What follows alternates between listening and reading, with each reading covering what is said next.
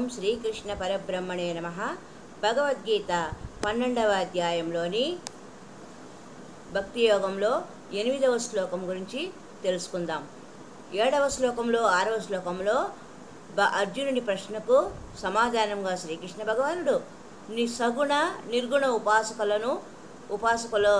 ఉపాసకులు వారు తీసుకోవాల్సిన జాగ్రత్తలను వచ్చే ఫలితాలను తెలియజేశారు.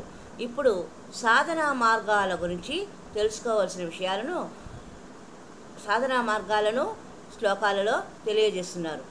మయ్యేవ మన అద్వత్సమయి బుద్ధిం నివేశయ నివసిష్యసి మయ్యేవ అత ఊర్ధ్వం న సంశయః.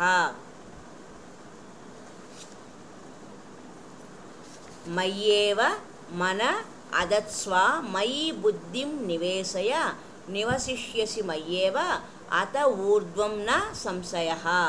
నా మీదే మనసును బుద్ధిని నిలుపు, ఆ తరువాత తప్పకుండా నీవు నాలోనే నివసిస్తావు అని శ్రీకృష్ణ భగవానుడు చెప్తున్నారు. నా యందే మనసును నిలుపు, నాలోనే బుద్ధిని చొప్పించు, ఆ పైన నాలోనే నివసిస్తావు. ఇందులో ఎటువంటి సందేహం లేదు. ఉపాధ్యాయుడు స్కూల్లో పాఠాలు చెప్పినట్లుగా ఇలా చేయాలి, అలా చేయకపోతే ఇలాగైనా చెయ్యి, అది చేయలేకపోతే కనీసం ఇలాగన్నా చెయ్యి అంటూ విద్యార్థికి బోధపడేటట్లు బోధించడం ప్రారంభిస్తున్నారు భగవానుడు.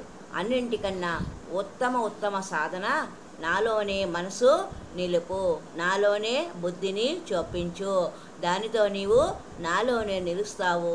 ఇందులో సంశయం లేదు. మనోబుద్ధులు రెండు పరమాత్మకు సమర్పించాలి, ఆయనలోనే స్థిరంగా నిలపాలి. మనోబుద్ధులు రెండింటిని కలిపే ఇక్కడ చెబుతున్నారు. ఎందుకంటే బుద్ధి చెప్పిన విధంగా మనసు నడుచుకోదు, మనసు కోరిన దాన్ని బుద్ధి అంగీకరించదు. కనుక రెండు ఒక దారికి రావాలి. సాకార ఉపాసనలో మనము దివ్యమంగళ విగ్రహుడైన ఆ శ్రీకృష్ణ పరమాత్మ చలువరాతి విగ్రహాన్ని చూచి ఎంతగానో తన్మయమైపోతాం. దానిని మనసుతో ఎంతగా మెచ్చుకున్నా, పరవశం చెందినా, ఆనందించినా ప్రయోజనం లేదు.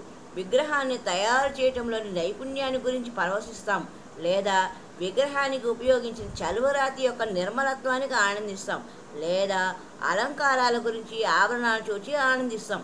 అంతేగాని పరమాత్మ తత్వాన్ని గురించి బుద్ధితో ఆలోచించడం లేదు. ఇలా బుద్ధిని ఉపయోగించకుండా మనసు ద్వారా పరవశం చెందితే ప్రయోజనం లేదు. అలా కాక ఒకవేళ బుద్ధి నిరాకార నిర్గుణ పరబ్రహ్మ తత్వంలో నిలిచి మనసు ఆ తత్వంలో నిలవక చలిస్తూ ఉన్న ప్రయోజనం లేదు. సూదిలా కుట్టుకుంటూ అన్నింటినీ కలుపుకుంటూ పోవడమో మనసు పని. కత్తెరలా కత్తిరించుకుంటూ అన్నింటినీ విశ్లేషించి తెలుసుకోవడం బుద్ధి పని. ఇవి రెండు పరస్పర వర్ధకాలు. వ్యక్తిలో రెండు ఉంటాయి. ఈ రెండు కలిసి భగవంతుని అందుకోవడానికి ప్రయత్నిస్తేనే వ్యక్తి భగవంతునిలో ఉండిపోతాడు. కనుక బుద్ధి నిరాకారంలో నిలిచి ధ్యానిస్తున్నప్పుడు మనసు ఆ తత్వాన్నే ప్రేమించాలి, పరవశం చెందాలి. మనసు సాకారంలో పరవశించి కరిగిపోయినప్పుడు బుద్ధి ఆ విగ్రహం వెనుక ఉన్న పరమాత్మ తత్వాన్ని శోధించాలి, విచారణ చేయాలి. ఇలా మనోబుద్ధులు రెండింటినీ పరమాత్మలోనే నిలిపితేనే మనము భగవంతునిలో నిలిచేది. అయితే దేహాభిమానం ఉన్నంత వరకు మనోబుద్ధులు రెండింటినీ భగవంతునిలో నిలపడము కష్టం.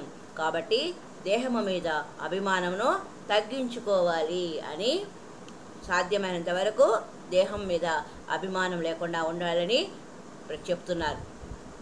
దీనికి సంబంధించిన మరికొన్ని విశేషాలను మరి ఒక సంచికలో తెలుసుకుందాం. హరి ఓం తత్సత్. హరే రామ రామ రామ హరే హరే, హరే కృష్ణ కృష్ణ కృష్ణ హరే హరే. హరి ఓం తత్సత్.